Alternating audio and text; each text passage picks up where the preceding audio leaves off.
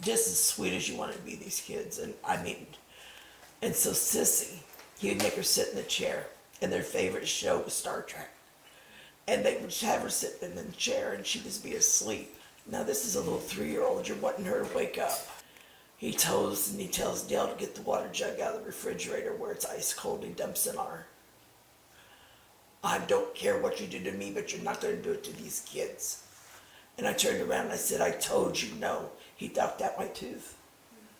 These are false, by the way. And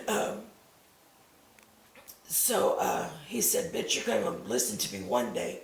Well, their cat had kittens. And so he goes out to the garage and he gets one of the kittens and he comes in and all the kids are looking.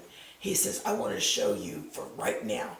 If you talk back to me or don't even go along with what I'm going to say, I'm going to show you what happens. He pulled the head off that kitten. The kids are screaming. And I'm just totally appalled. I'm like, my God, what happened? How did I get in this mess? What have I done? She said, your grandmother had a house fire. And I was like, oh my God. She said, and they're all okay. They all got out. But they all had to go someplace because the house, they couldn't live in it. And it came to me. My family, there's 6 of them. And they got out of the house sometime that with the fire. And they can't go look back in there. And they could leave. 2 went over here, 3 here, And I was like, that's the answer. That's the answer. If I set a small fire to make it where it's damaged and everybody gets out, then I'll be able to leave. And he can't stop me. And so New Year's Eve came. And it was the coldest New Year's on record. We had an ice storm.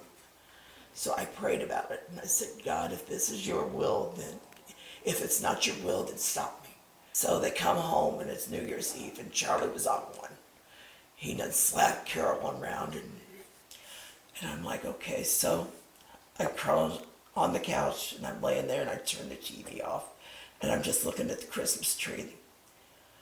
So I get up and I go behind, the recliner was next to the tree. And I took the newspaper, I watered it up, and I took my lighter and I set it on fire, and it went. So I was like, oh God. So I got up and I ran to the bedroom and I said, the house is on fire, the house is on fire, come help me get the kids, the house is on fire. That's the last I seen Charlie. I never seen him again. So I go to the master bedroom and I tell him, and Carol comes with me. And so I go across the hall and got Mike and Dale up. And she says, okay, what I want you to do is open the window. I'll throw you the kids. She says, get on the bunk bed because it's a real high window. And next thing I know is I'm on the ground. And I'm thinking I'm dreaming. And I hear noises and I hear screams. And it was one of those that you push, you pull it like this. I don't know how I got out. All I remember is up on the top bunk. I don't know if the house exploded or when I opened the window, did it suck me out? I don't know. And I jump up and I said, oh my God, the house is on fire. And I'm trying to get over the fence. And they see me and they pull me. I keep going and going and they keep following me and pulling me back. And I kept going until I was burning. And I kept getting back in there. And I kept telling them that the kids are in there.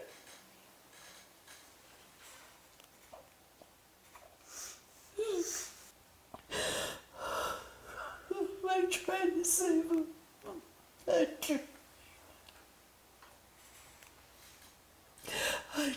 to save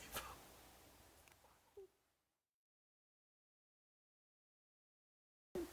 So the next thing I know is I'm in this big whirlpool and it's excruciating pain. It's where they're debriding my burns.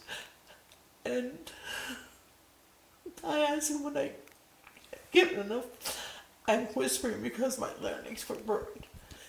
And I said, did the kids get out? And they said, everybody's fine. and I'd go to sleep. He said, Sydney, he said they all died.